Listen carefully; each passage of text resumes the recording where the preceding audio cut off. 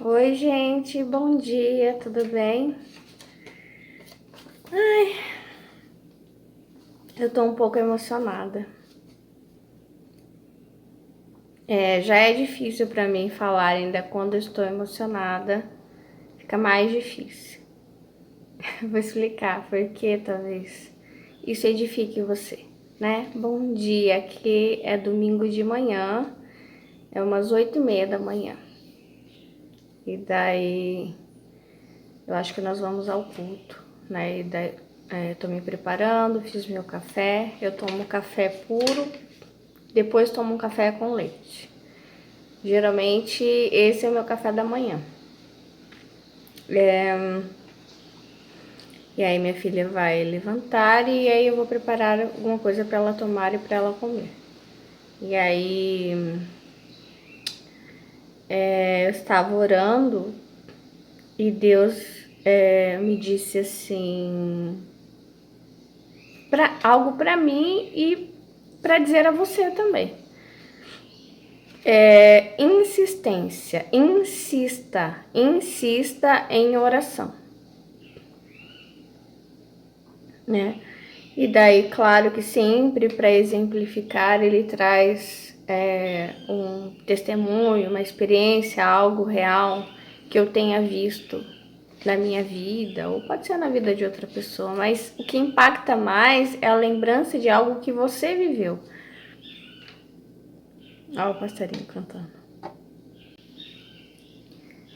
Então ele me lembrou de orações que eu fazia pela minha filha. Acho que até já falei aqui, né? Que eu sonhava com algo para minha filha e orava insistentemente por aquilo, né? E via assim a circunstância como algo realmente impossível, né? Que eu queria que ela tivesse um atendimento, algo específico, especial para ela. Queria que ela tivesse um acesso, né, a um atendimento especializado e fiquei assim anos orando por isso, né, vendo, no caso eu vi uma criança, né, que tinha acesso àquilo e eu lembro que eu cheguei a ligar para o lugar, né, e perguntar o valor tal, em pensar em ir visitar o lugar. No caso eu não fui, eu só liguei. Mas só de ligar já foi difícil, né? Porque eu sabia que eu não teria condições. E na minha mente ficava assim, por que você vai perguntar o valor, né? Sendo que você não vai poder contratar esse serviço. Mas aí liguei, me interessei. E aí fiquei com aquela frustração. Não vai ter como, né? Mas continuei orando. E daí eu acho que foram 3 anos de oração. E aquilo aconteceu.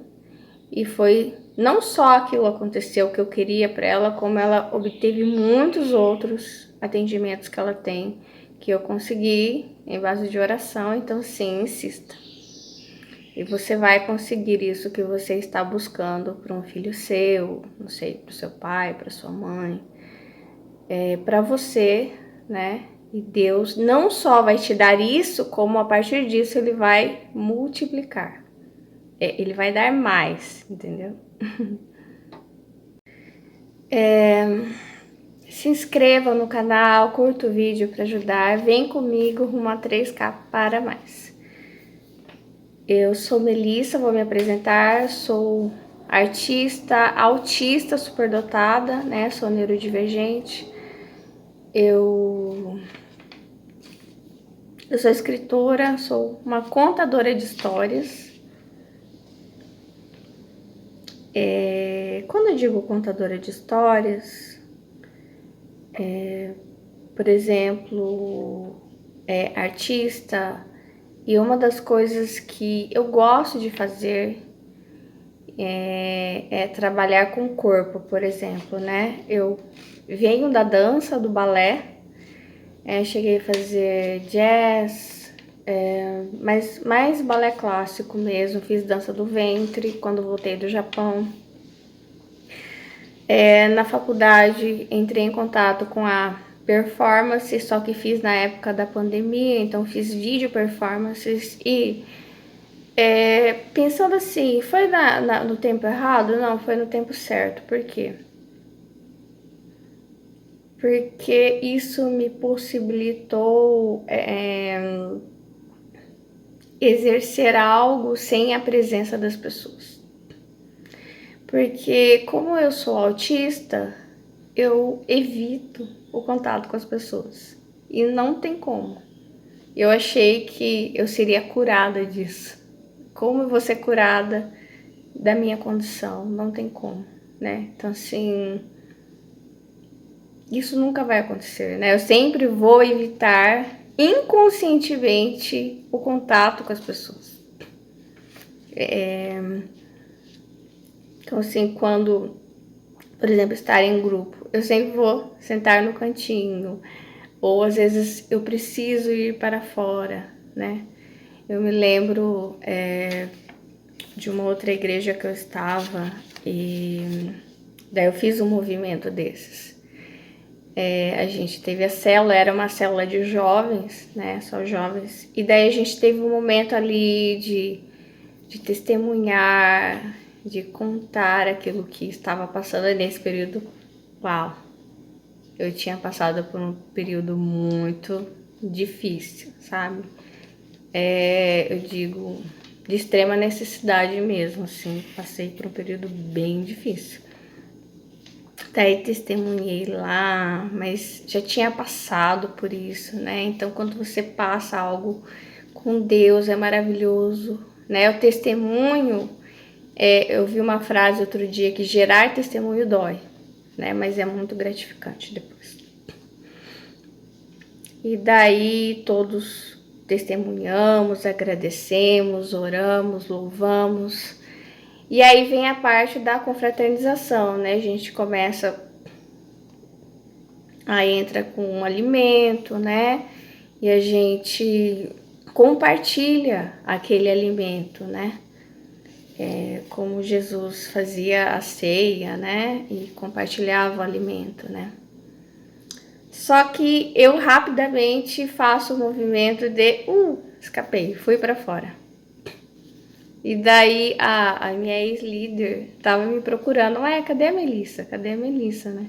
A hora que foi ver, eu estava no outro ambiente, assim, que era estacionamento, o início do estacionamento ali, da casa dela, onde tinha um banco, alguma coisa ali. E eu fiquei sentada ali, como desde a infância eu faço isso. Eu me afasto e fico apartada dos outros, assim, pensando, olhando para o céu, como parece aquele balãozinho que começa a subir, subir. E ela falou assim, por que você tá aí, né, isolada? Você não pode fazer isso, volta. E aí, esse é o movimento, né, do autismo que eu descobri há pouco tempo, que se chama ressaca social. Que é essa necessidade de dar um tempo, de respirar, sabe?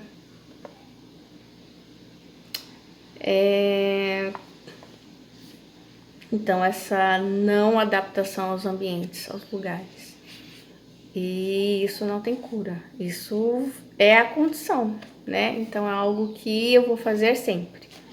Então, é assim, pronto, né? Então, a autoaceitação, ela é muito importante. Vamos ver aqui. Eu gosto de fazer comentários sobre o que eu estava fazendo. Eu terminei de me identificar. Eu falei que eu sou cristã? Então, eu sou cristã. E para mim isso é muito importante, o meu posicionamento como cristã. Não só aqui no canal, em todo lugar. Para onde eu vá, eu sou cristã. Eu levo Jesus comigo, né? E isso é importante que eu me lembre disso. Que eu tenho que ser sincera, ser transparente nisso, entendeu? Deus me cobra de não cometer os mesmos erros do passado. Não levar Jesus escondido aqui, como eu levei, por exemplo, os meus dons escondido. Porque o que aconteceu? Quando eu publiquei o meu primeiro livro e foi anunciar, e todo mundo ficou chocado. Muita gente não sabia que eu escrevia, porque era algo que eu escondia. Eu falei no último vídeo para vocês que eu sempre senti que eu estava perdida em algum lugar e eu precisava ser encontrada. Onde está a Melissa? Esse foi um dos fatores da síndrome do pânico.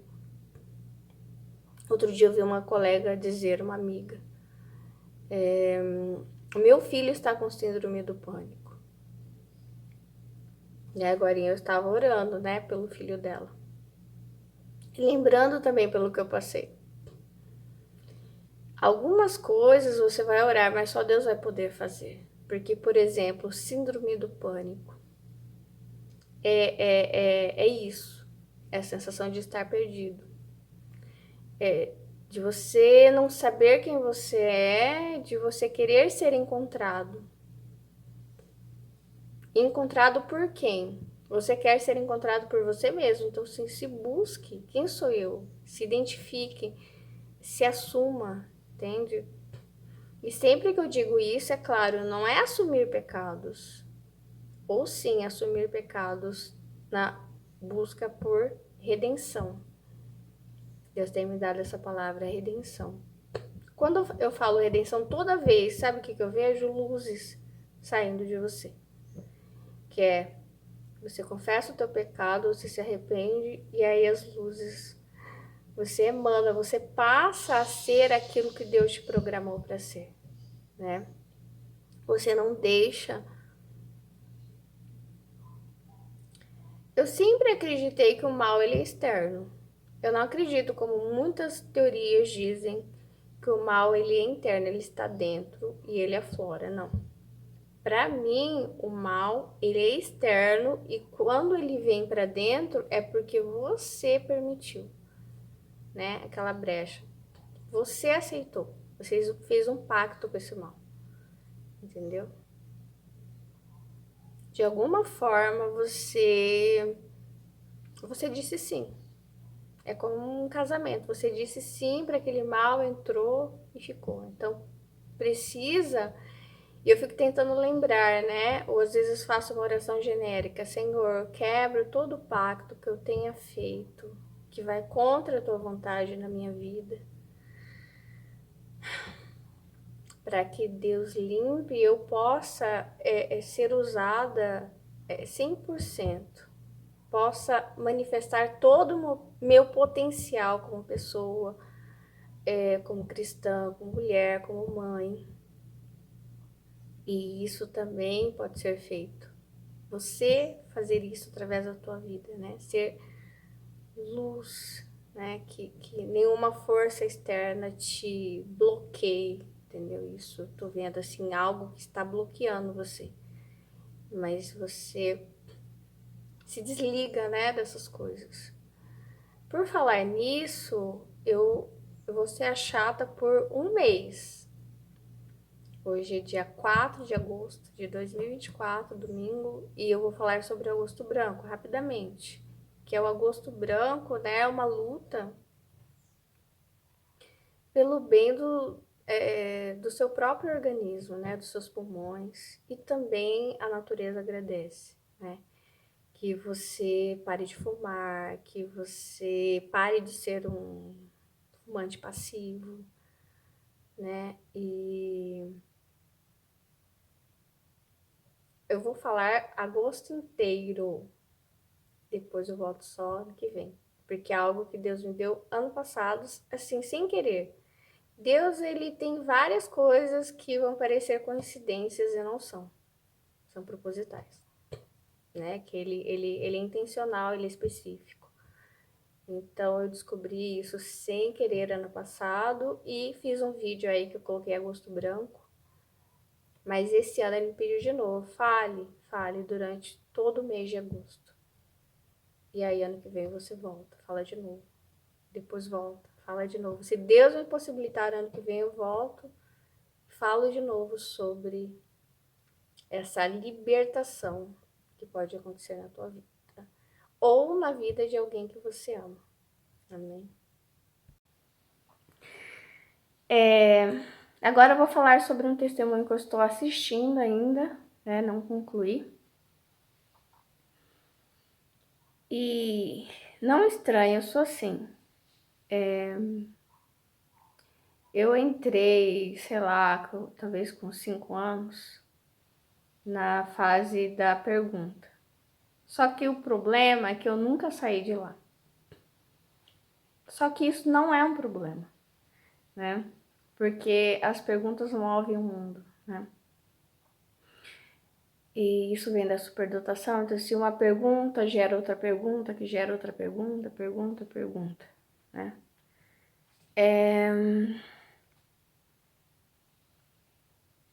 É só para você entender que eu vou fazer uns questionamentos assim meio estranhos, tá? Sobre o testemunho. Coligando com algumas experiências que eu tive de observação. Até criei uma playlist que são relatos de observação. Por quê? Você aprende, sim, muita coisa de observar na vida das pessoas, entendeu? Por exemplo, eu já disse isso aqui e vou dizer de novo. Quando eu venho aqui dizer que eu sou mãe e sou mãe solo, eu não estou dizendo para as pessoas façam sexo antes do casamento, engravidem, sejam mãe solo, sejam independentes, vocês não precisam de um esposo, você não precisa de um homem. Não estou dizendo isso. Então, assim, muitas coisas podem gerar confusão. Eu estou dizendo assim, que nós somos fracos, nós somos humanos, nós erramos e sim, uma gestação pode ser gerada antes do casamento, né? E que quando isso acontece, nós precisamos, lembra da redenção? Onde que Deus está unindo, costurando essa mensagem junto comigo. Nós precisamos assumir nosso erro, confessar nosso pecado e pedir para Deus o perdão dele, não só o perdão, mas a bênção dele também, se isso gerar uma criança, né? Que aconteceu comigo. Então, assim, eu sou contra o aborto, sou a favor da vida, porque o aborto ele não gera redenção, ele gera infernos. É o que Deus está dizendo agora. O aborto ele vai gerar inferno, entende? Porque quando você faz um inferno na vida de alguém, é isso que vai voltar para você. É claro que as crianças abortadas, elas não irão para o inferno, entendeu?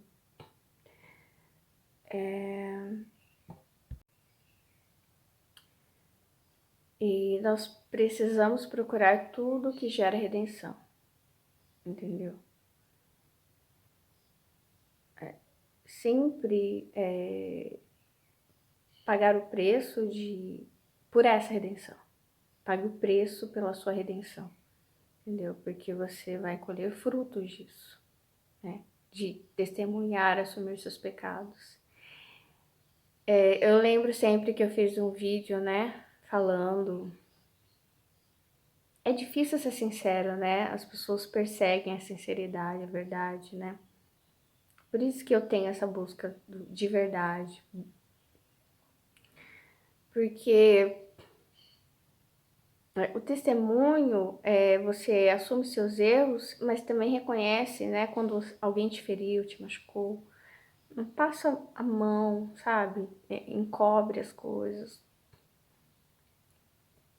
E isso gera redenção, né? E aí, esse testemunho que eu estava assistindo é de uma mulher.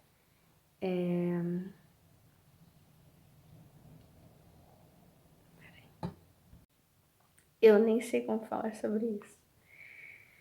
Uma mulher casada, né?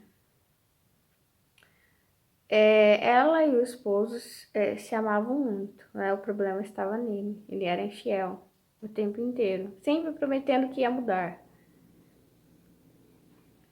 Até o momento que ele diz para ela: você é a mulher da minha vida, você é o amor da minha vida, mas eu vou me casar com outra. Até quando ela contou isso, eu fiquei assim: esse homem é louco. Além de ser promíscuo, né? Quer dizer, ele luta contra a própria vida dele, né? Isso é muito autossabotagem, né?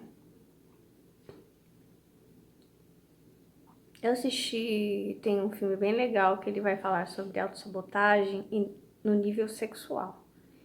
Que é possível que muitas pessoas se tornam promíscuas para autossabotarem o projeto de Deus, de família, que Deus tem para elas. É uma maneira, pode parecer estranha, mas elas não estão buscando prazer, não, elas estão buscando dor. Certeza, porque quanto mais elas fazem, mais elas se machucam, mais se tornam vazias. E esse filme mostra muito isso. É de uma moça que o pai dela é escritor e ela só tinha aquele pai, né? Não tinha mais ninguém. E ela amava aquele pai. E eles passavam por muitas dificuldades, né? Ali, acho que até financeiras também. E o pai dela morre, ela é criança. E aquilo é uma dor terrível para ela. E aí ela passa a buscar no sexo oposto, de uma forma desenfreada através do sexo, né? O preenchimento daquele pai, daquele pai que faleceu, daquela relação, né? Só que depois ela sempre sente nojo de si mesma, volta, é como se o Espírito Santo falasse: olha o que você fez, não sei o quê. Até que um dia ela encontra alguém que é diferente, que olha para ela, olha para ela, não olha para o corpo dela, é como se olhasse para a alma dela, entende? E aí ela encontra o grande amor da vida dela, né? E vai indo tudo certo. E esse homem é como se assemelhasse ao relacionamento que ela tinha com o pai, um relacionamento profundo. E aí você vai assistindo desse ângulo, você vai entendendo por que ela era assim, né? Porque se a gente vê uma mulher promíscua ou um homem promíscuo, a gente já logo xinga, né? Ah, galinha, não sei o que, isso, aquilo. Mas você não vê a história, né? E Deus vê isso. E a gente assistindo esse filme, a gente vai vendo o porquê. Por que Satanás consegue entrar e convencer e fazer a pessoa fazer tantas bobagens, né? Se defraudar tanto, se machucar tanto, sabe? E porque a benção poderia ter sido entregue muito antes, né? E aí se atrasa, né? E, e aí ela tá e parece que tá dando tudo certo, que sabe que eles vão ficar juntos, eles vão se casar e enfim, ela encontrou a família dela porque ela era sozinha, completamente sozinha, porque ela só tinha o pai, morreu o pai. E aí o que ela faz? Um dia ela sai, vai para um bar, encontra qualquer estranho e faz o que não deveria fazer. Trai esse namorado dela. E aí eles se encontram, né, no outro dia e ela conta pra ele. Ela não esconde, ela conta, né? Ó, fiz isso. E aí ele fica mal, né? E aí eles terminam e E aí, no filme mostra que a intenção dela era justamente fazer isso para que ele terminasse com ela, para destruir mesmo, para se sentir suja, para se sentir é isso que eu sou. Você tá vendo a pessoa horrível que eu sou? É essa mulher que eu sou, sabe? É esse homem que eu sou. Então a pessoa ela com a própria mão, como diz a Bíblia, né? Destrói. Em vez de ser a mulher que edifica a casa, o homem que edifica a casa, ela mesma põe a mão para destruir. Ele mesmo, né, põe a mão para destruir.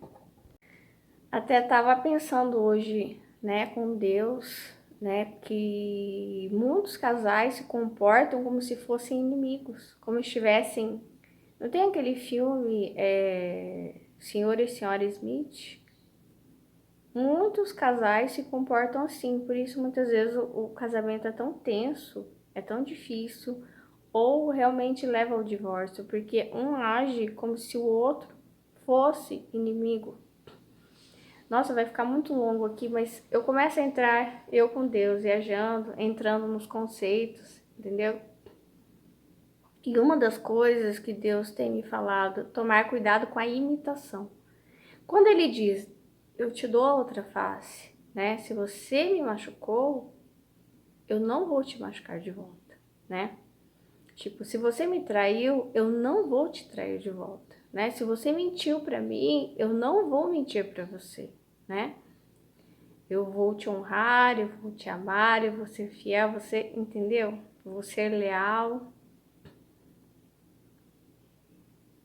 É isso que Jesus diz, né? Porque você interrompe o mal, entende?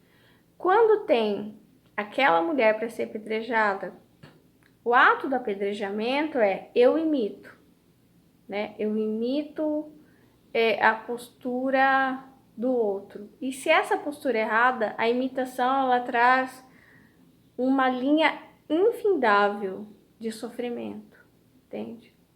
Porque se um mata, eu vou lá e também mato. Se um faz sofrer, eu também vou lá e faço sofrer também. Então, o ato do apedrejamento é isso, né? Cancelamento também. Se um começa a cancelar, o outro começa. Então, essa multidão que faz o mal, um imitando o outro. É muito mais fácil imitar o mal do que o bem. É muito mais fácil eu te machucar do que eu te amar, por exemplo. É muito mais fácil. Com certeza. Usar das nossas dores passadas, de lembrança de outras pessoas que nos machucaram e ferir pessoas inocentes, que não tem nada a ver, né? Eu vou parar só por aqui, tem mais aspectos nesse testemunho dessa mulher aí casada. Mas senão vai ficar muito longo, não vai dar tempo, eu já tenho que sair. Ó, eu vou ler rapidinho esse aqui, trecho desse livro, que é Transformando Problemas em Oportunidades, do Bertold Ginster. Se for alemão, pode ser Ginster, enfim. Ó, ele diz, imagine o seguinte, você tem uma ideia genial e tudo que ouve dos outros é sim, mas. Sim, mas isso já foi tentado e não funcionou. Sim, mas não seria melhor esperar um pouco antes de decidir? Sim, mas se não der certo? Todos esses sim, mas nos passam a impressão de que qualquer tentativa de inovar vai acabar enterrada no lodo pantanoso de objeções aparentemente sensatas. E é isto mesmo que acontece. O pensamento sim, mas se fecha para a vida e como um dragão cospe restrições e ameaças que nos impedem de avançar. Por mais válidos que sejam, nossos argumentos são recebidos com resistência e o resultado é a estagnação. Então você tem uma grande ideia, você tem um grande plano, um grande projeto, que pode ser um projeto de Deus, mas quando você fala para as pessoas, elas dizem sim, mas elas colocam obstáculos nisso. Obstáculos, eu diria, na sua mente, sabe? Não são obstáculos reais na sua mente. Isso gera resistência no seu coração, isso gera restrições, isso te impede de avançar, quer dizer, isso te deixa parado. Você está parado quanto a isso. A boa notícia é que existe outro caminho, a atitude sim e. Essa mentalidade mais aberta enfatiza o que pode ser feito. Valorizando as possibilidades, com ela conseguimos ver o caminho que se estende além dos dragões. O resultado, criatividade e inovação.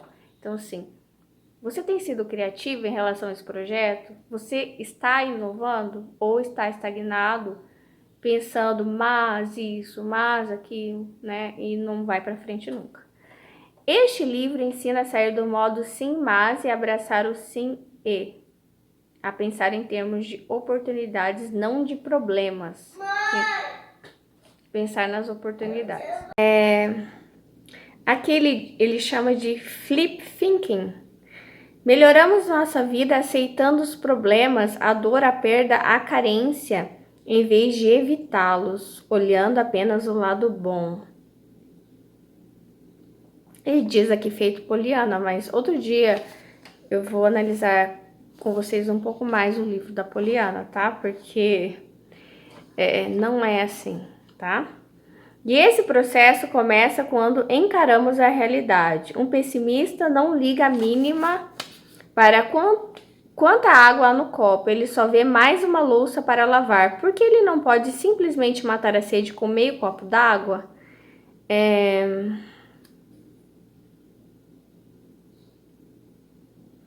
Achei interessante isso aqui, quer ver?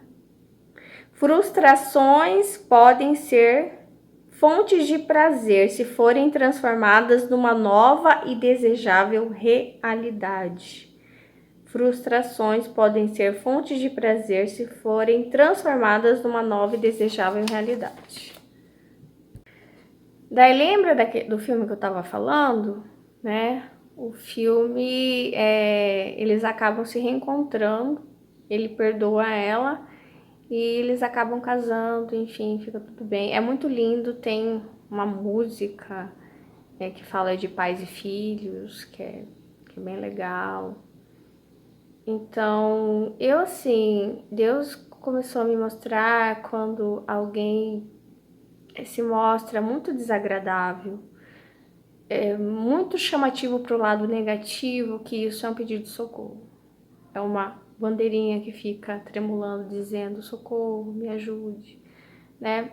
Então, muitas vezes, Deus tem um propósito para alguém e o inimigo vai convencer a pessoa a fazer tudo para estragar isso.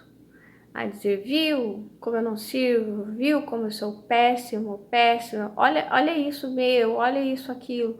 Em vez de, sabe, por exemplo, eu tomei um banho, né, arrumei meu cabelo, coloquei esses brincos, esse colar, essa camisa. Estou aqui falando com vocês, tentando me comunicar. Mas a pessoa que está tentando estragar um propósito, um projeto de Deus, ela vai se mostrar completamente tentando mostrar só seus lados negativos, sabe?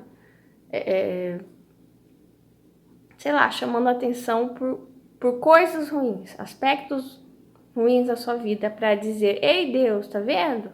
O Senhor falou que tem esse propósito para mim? Tá vendo como eu não sirvo para isso? Tá vendo como eu não presto? Tá vendo como eu isso, como eu aquilo? Né? Então, Satanás, ele faz isso, mas para mim é uma bandeira de me resgatem, né? Me ajudem, né? É isso. Então, assim, sempre que você ver essa bandeira na vida de alguém, chamando, mostrando pelo aspecto negativo, é porque você tem que orar, porque isso é um pedido de socorro. É isso. Porque nós fazemos isso. Isso se chama autossabotagem. Tchau, amo vocês.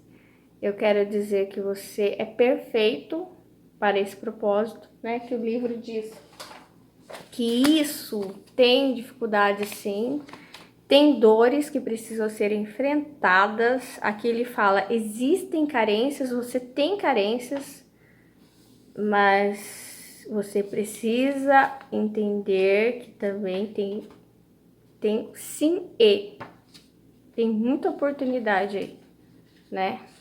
Como eu passei 3 anos orando para minha filha, que eu queria que ela fizesse natação, né? E a partir de um pedido, Deus vai multiplicar outras coisas para você. Que hoje minha filha ela faz natação, ela faz motricidade, ela faz atividade pedagógica, ela tem psicóloga, já tá começando fono, terapia ocupacional. Uau, olha isso. E eu sem condição nenhuma, só com a fé, mais nada. E obediência. E você vai conseguir isso. E disso ainda Deus vai multiplicar. Tchau, até mais.